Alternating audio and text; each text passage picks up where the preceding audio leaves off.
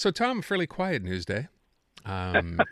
Starting, of course, with Donald Trump suggesting if it wasn't good enough to know that, becoming our 51st state would mean, lumber and tariffs and all that kind of stuff would go away. But today, apparently, we get better healthcare coverage. We have the U.S. military, lower taxes that he threw in there as well.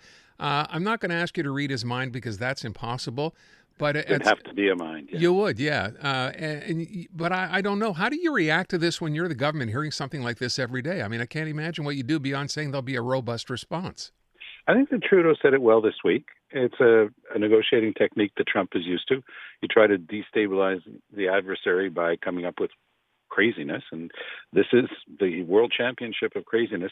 What's interesting also, I do believe that Trump has at the back of his mind, such as it is, the idea that he's going to destabilize other countries. In other words, if he's willing to be such a fill-in-the-blank with his closest neighbor, ally, and trading partner, maybe other countries are going to listen to him when he starts threatening tariffs to them, that sort of thing. So I think that there might be a little bit of that involved.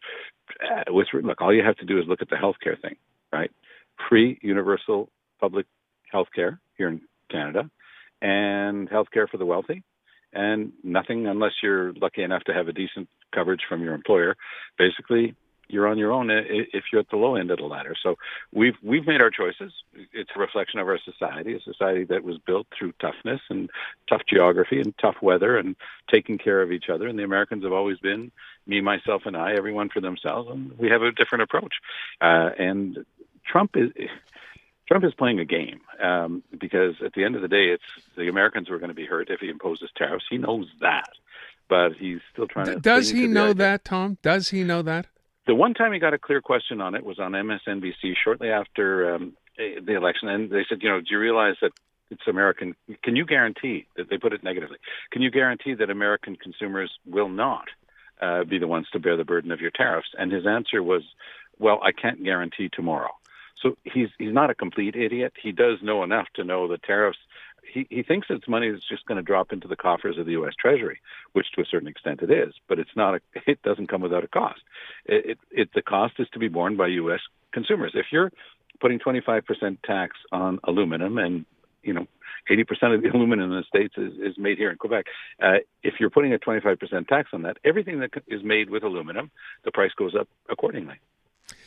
I was going to ask you because as I think about a completely unfair question to ask, when does he give up on this and move on to something else? But who knows? So. Well, I mean, you're correct. I mean, trying to divine what's between his two ears is a bit of a mug's game, but I think that at some point he will go on to other bait. But for now, for some reason, I think the fact that he knows that we're preparing a riposte, that we're preparing, a tit for tat. Yeah. I mean, that's enough just to keep him grinding away at us for the time being. All right, let's focus on Ontario because surprise, and by that I mean not a surprise at all. Apparently, right. According to what pundits have been, talking about for the past week or so, Doug Ford says, "Yeah, I'm going to call a snap election." So, what do you think? Yeah.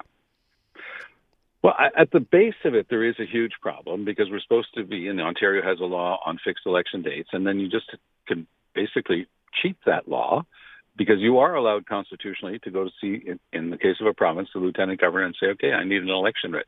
Now, Doug Ford is trying to doll it up a little bit by saying that he needs a strong mandate, which is, of course, transparent nonsense because he's already got a strong majority, so he doesn't need a mandate. He wants to take advantage of the fact that he's riding high in the polls, that his two opponents are very weak right now. And Bonnie Crombie, I know, and she was a decent MP when she was in Ottawa, and she was a really good mayor in Mississauga. And she succeeded the indomitable Hazel McScallion. So she's somebody who's got managerial ability. She's got political experience. She's got a lot of stuff going for her. But she's just going to be roadkill. I'm sorry, before Doug Ford. And with regard to the NDP, again, they're the official opposition right now. I believe they have every chance of remaining official opposition because they're a little bit like the Liberals with the Anglophones in Quebec. They get their vote. And there is a vote. If you go to Steeltown, to Hamilton, NDP is really strong. So they're going to hold on to most of their seats, and they could very well wind up, again, with official opposition status. When I was talking to James Mennie earlier and we were talking about this topic, he suggested, hey, who knows, maybe Francois Legault takes a page out of this playbook and says, you know what have I got to lose here, and calls an election here, a snap election. I think that that's anything but crazy.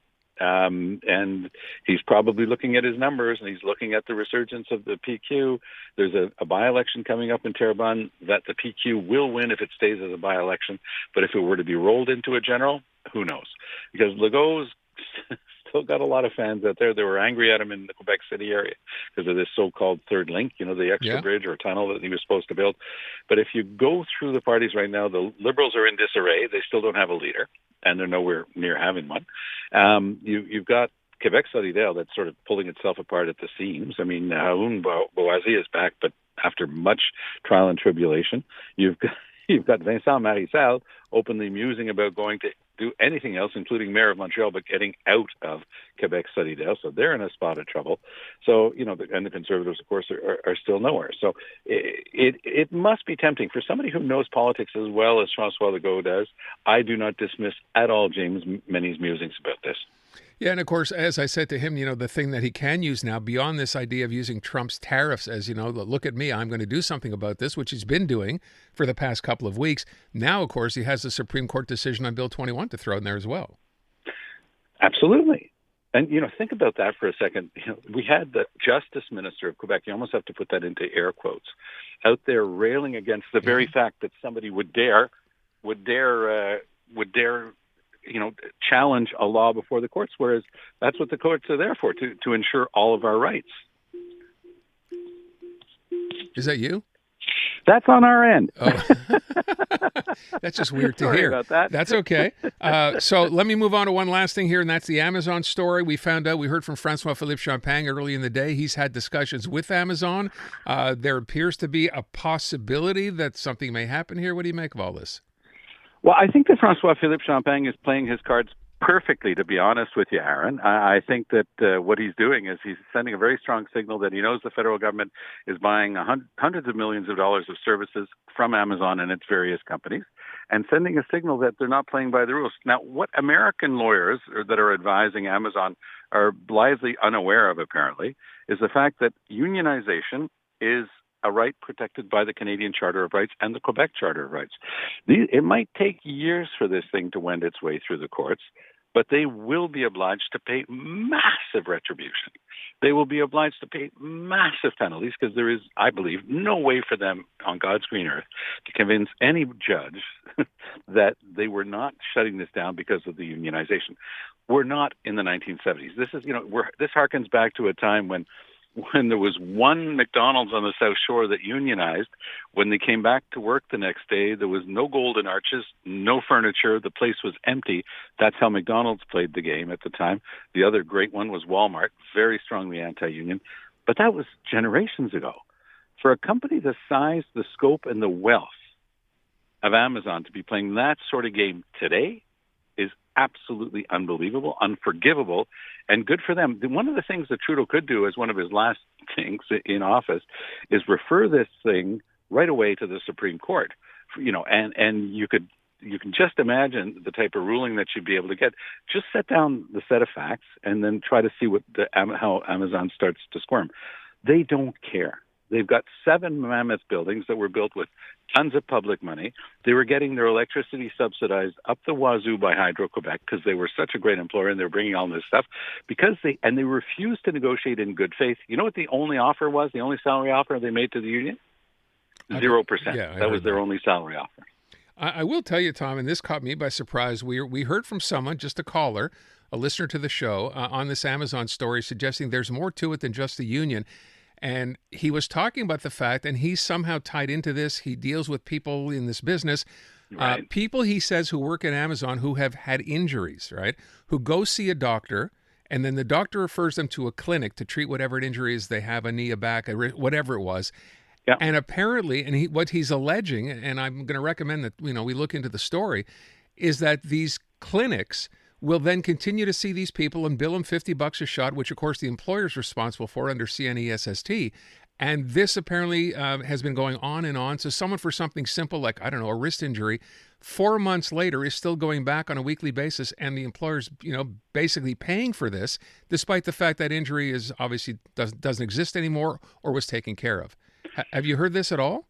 Well, I've heard that sort of story around before, and I can almost guess who told you that story. And I don't put a lot of credence in it, frankly. Okay. I will leave it at that. I just thought it was, I'd not heard that before. And by the way, my last question would be with respect to Amazon, Tom.